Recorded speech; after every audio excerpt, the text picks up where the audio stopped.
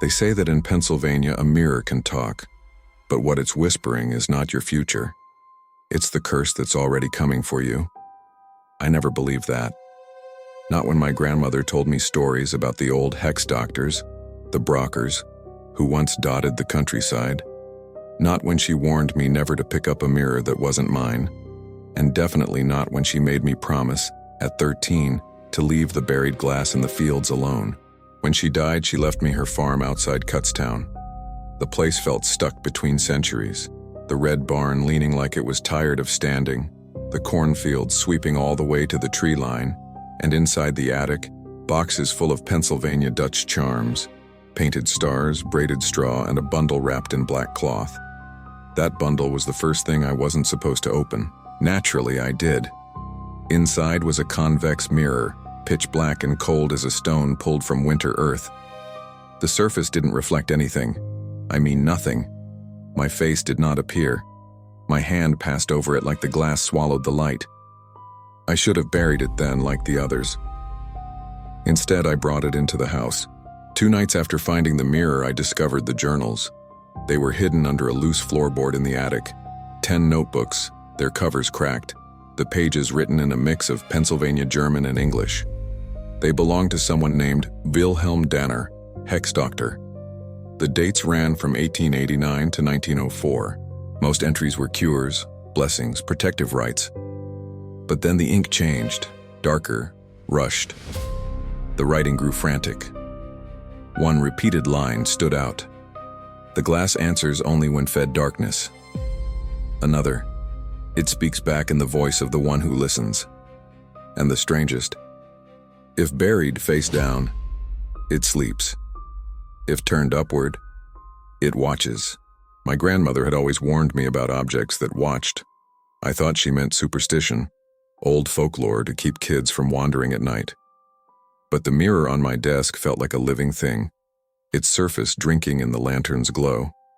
On the last page of the final journal, there was a drawing of a figure, tall, thin, its arms too long, its head shaped like a crescent moon turned upside down.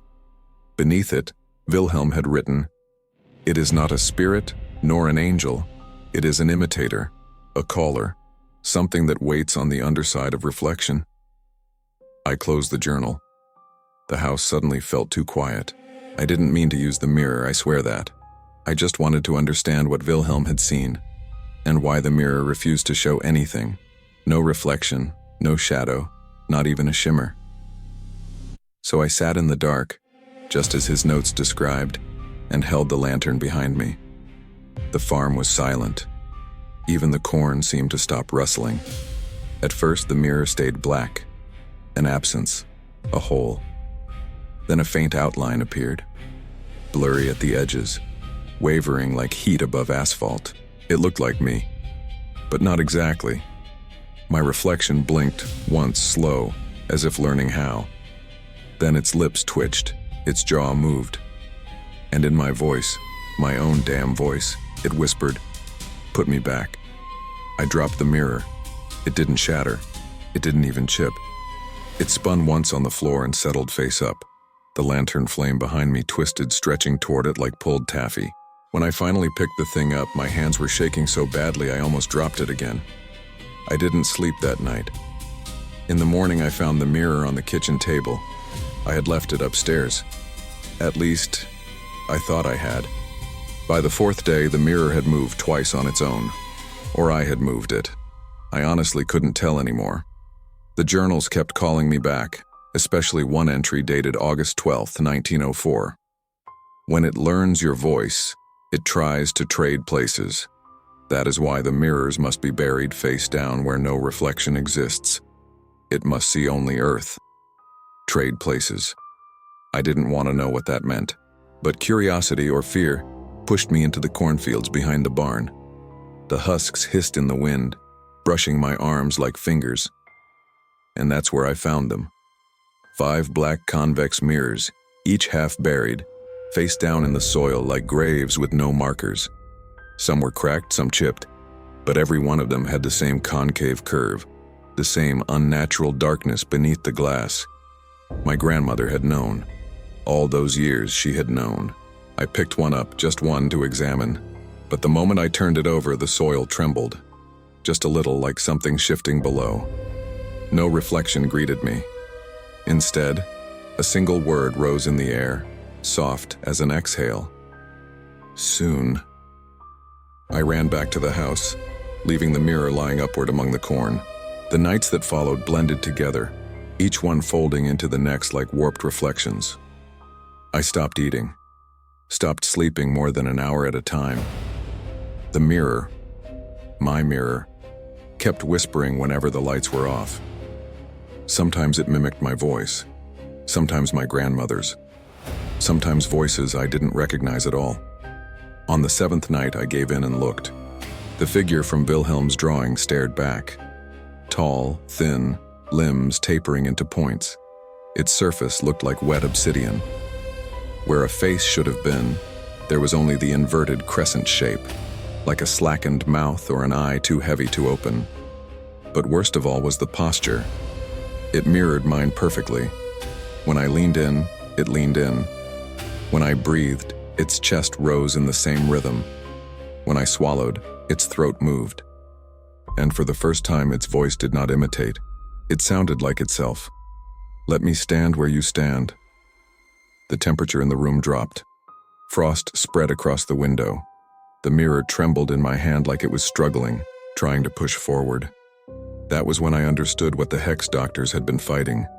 Something did not want to be seen. It wanted to step through. I don't remember making the decision. My mind was fog, thick and heavy. All I knew was that I had one chance. I grabbed the mirror, wrapped it in my jacket, and ran into the cornfield. The moon was high, the rows whispering like thousands of overlapping voices. Behind me, I swear I heard footsteps that weren't mine, soft, measured, patient. I found the spot where I'd left the overturned mirror. The soil was still disturbed. I dropped to my knees and started digging with my bare hands. Dirt packed under my nails, the smell of earth filling my lungs. The whispering behind me grew louder. Stop. Look. Trade. The voice shifted between tones, mine, my grandmother's, Wilhelm's, until finally it spoke as itself again, deep and resonant. You opened the way. I didn't listen. I shoved the mirror into the hole, forcing it face down, pressing dirt over it until the glass disappeared beneath the soil. The moment it vanished, the air snapped. The whispering cut off. The footsteps ceased. The cold drained from the field. It was just me breathing hard, kneeling in fresh earth. I don't know what entity the hex doctors communicated with.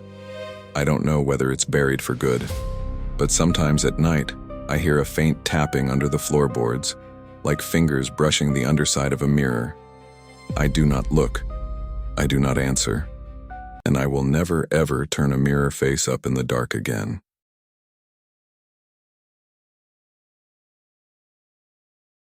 Do you have an antique mirror at home? If so, you need to check the back. There's a disturbing reason why our ancestors never trusted their own reflection.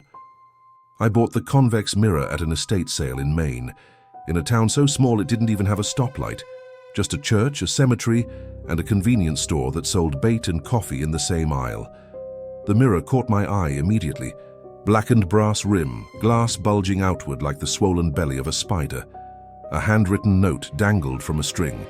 New England Seer's Eye, Sierra 1830. Do not display near sleeping children. I laughed at the warning. I shouldn't have. The woman running the sale, a frail lady who looked carved out of driftwood, stopped me before I walked away. You don't have kids, do you? She asked. I told her no. Good, she muttered. It's better that way. She wouldn't explain further, only insisted the mirror wasn't meant to reflect people. I took it home anyway, hanging it in my living room. Convex mirrors distort everything, but this one warped the room in a way that felt wrong. The edges of the reflection seemed to pulse, like the glass was breathing. That first night, I woke to a soft creaking sound, wood stretching like someone shifting their weight against the floorboards. Except it was coming from the mirror. I told myself it was old metal expanding in the cold. I didn't know yet that the mirror wasn't expanding, it was opening. 2 weeks later, I visited my uncle in Massachusetts for his birthday. He's the family historian. the keeper of every unsettling rumor our ancestors carried across generations. When I mentioned the mirror, he froze mid-sip of coffee. "What shape did you say?" "Convex." He set the mug down with a trembling hand. "You need to get rid of that thing." Then he told me a family story I had never heard. In the 1800s, our great-great relatives lived in a remote part of New England where witch trials lingered long after Salem ended. Superstitions ruled their lives, and none were as feared as the seer's eye, a type of mirror crafted by suspected witches. Families believed these mirrors didn't reflect a person's soul. Instead, they revealed the future location of their children, where they'd be found after wandering, disappearing, or worse. And every time such a vision appeared, disaster followed. Runaways, drownings, illnesses, unexplainable vanishings. To prevent this, parents would wrap the mirrors in cloth, smear the backs with ash, even bury them behind barns. But destroying them only made things worse. My uncle said, "The mirrors always came back. They always returned to the house that had looked into them." I laughed it off until he added, "We had one in our bloodline, that's why your great-grandmother never let mirrors face the crib." Driving home, the mirror's weight on my wall felt heavier. When I stepped into my house that night, the living room was pitch black, but something gleamed faintly in the dark. The mirror, reflecting a place I didn't recognize. I approached slowly, pulse loud in my ears. The room around me was dark, but the mirror displayed a landscape glowing with sickly moonlight, a clearing in the woods, surrounded by dead birches. Snow on the ground, but not pristine, disturbed, as if something had been dragged across it. Then I noticed footprints, small ones, children's. My stomach twisted. I blinked hard, but the vision stayed. I leaned closer, breath fogging the glass. In the center of the clearing stood a dead oak, split down the middle as if struck by lightning. Something hung from one of its branches, a striped scarf, a scarf identical to the one I wore as a child, knitted by my grandmother. My legs went weak. The scene shifted, the image warping like water rippling in a shallow grave. Then it snapped into a new vision. A small wooden shed I had never seen before.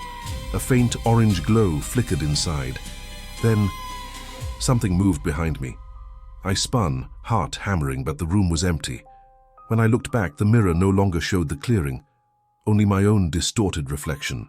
Except my reflection wasn't matching my breathing. It exhaled a second after I did. I covered the mirror with a blanket, hands shaking. But that didn't stop the feeling that the vision hadn't ended. It had only begun following me. That night I dreamt of the clearing, snow up to my knees, birch trees creaking like bones under strain. The striped scarf swayed in wind I couldn't feel. Then I heard it, a soft voice behind me, a child's voice whispering my name. When I turned, no one was there. But the snow held fresh footprints, small, barefoot, and leading directly toward me. I woke gasping, drenched in sweat. Still half asleep, I stumbled to the living room. The blanket had fallen from the mirror. My breath caught. The mirror wasn't reflecting my living room anymore. Instead, it showed the corner of my own bedroom, my bed, my dresser, my uneaten dinner still on the nightstand from earlier that evening. Then a figure stepped into view. A child, maybe 7 or 8, skin pale as frost, wearing old-fashioned winter clothes. She didn't look up. She just pointed toward the foot of my bed, lips moving silently. I watched in frozen terror as she turned her head, slowly, unnaturally, until her face filled the entire reflection. Her eyes were solid white. Then she whispered, "Not yet." I screamed and threw a blanket over the mirror again. But even with it covered, I heard faint tapping from inside the glass, like fingernails, like someone trying to get out. I couldn't sleep. The next morning I drove to the Maine Historical Society, desperate for answers. I asked about the estate where I'd bought the mirror. After digging through old archives, a librarian handed me a thin folder. The family's surname was Morrow. In 1864, the couple lost 2 children. Both vanished during a winter storm. Their tracks led into the woods but ended abruptly near a lightning-split oak. A note inside the file chilled me. Mrs. Morrow claimed a mirror in the home showed her where the children would be found. Visions preceded tragedy. Years later, a third Moro child died mysteriously. The mother insisted the mirror had shown her the location days before the event. She was labeled unstable, but the husband had written something in the margin of a church ledger. The seer's eye does not reveal death. It summons what causes it. After that, the mirror was sealed in their attic, exactly where it was found 150 years later. My hands trembled as I read the final line. Do not bury the mirror, do not break it. Hide it and pray your bloodline forgets where. My bloodline, my scarf, my childhood voice in the mirror. I left the building with the sickening realization that the mirror hadn't shown me a stranger's fate. It had shown the place I would be found, a future disaster, one meant for me. I should have run. I should have thrown the mirror into the ocean, but dread guided me instead of logic. That night, I followed the snowy backroads behind my house, flashlight shaking in my grip. When the trees opened into a clearing, my breath stopped. It was the same place the mirror had shown me, the same dead birches, the same lightning-split oak, and nailed to its trunk. My grandmother's striped scarf. A presence moved behind me, soft as settling dust. I froze. The child's voice whispered again, closer this time. Not yet. I spun around, flashlight slicing through the dark, but saw only shifting shadows. The woods felt alive, watching, waiting, holding its breath. Then my phone buzzed, a notification from my home security camera. I opened it with trembling hands. Live feed showed my living room. The mirror, still covered, but under the blanket, something inside it was pushing outward, stretching the fabric like a hand pressing from the other side. And then the blanket slipped off. The mirror faced the camera. The reflection showed me, standing alone in the clearing, but something towering and faceless stood directly behind me. I dropped the phone and ran, not stopping until I was inside my house, door locked, chest burning. The mirror was waiting, uncovered, facing me. In its warped reflection, I saw the clearing, and my own body lying motionless at the base of the oak. Something whispered from inside the glass, "Now!" I am writing this because I don't know what will happen tonight, but if you have an antique mirror in your home, check the back, because once the seer's eye chooses you, the vision isn't a warning, it's a deadline.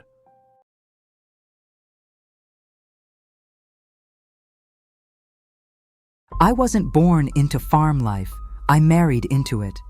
My husband's family owned a massive, aging farmhouse in northern Missouri, the kind that creaks at night like it's settling memories instead of wood.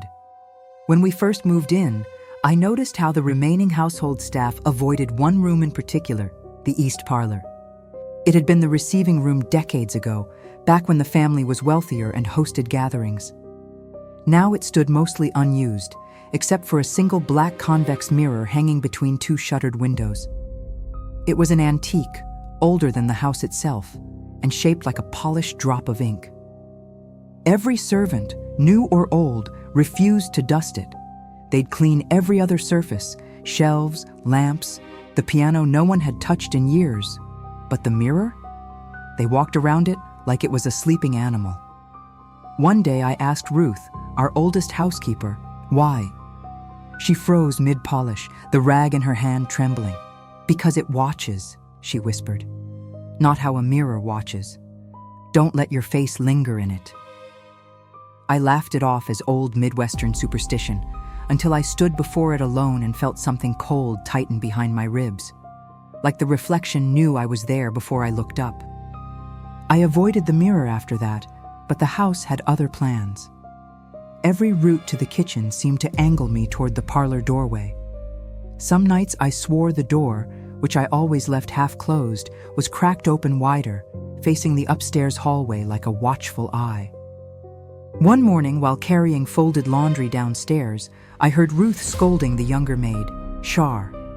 Their voices floated up through the stairwell. "You didn't look long, did you?" Ruth asked. "No," Shar whispered. "But I think it looked at me." I stopped mid-sentence on the stairs. Char continued, voice shaking. "I was standing off to the side, ma'am. It was supposed to reflect the room, not me. But its eyes followed me. My reflection turned just its eyes, slow as syrup." I felt a pulse of cold panic, the kind that doesn't belong to the present moment, but comes from remembering something wrong. I had seen my own reflection once, just once, before deciding never to look again. I hadn't told anyone. I'd stepped slightly to the left to check the mantel decorations reflected behind me, and I could swear, no, I knew, my reflection's eyes had shifted a fraction too late, like its gaze lagged behind reality. I told myself it was imagination, light distortion, the curve of the glass, but I hadn't gone near it since. The idea that Char saw the same thing, or worse, squeezed the air out of my lungs.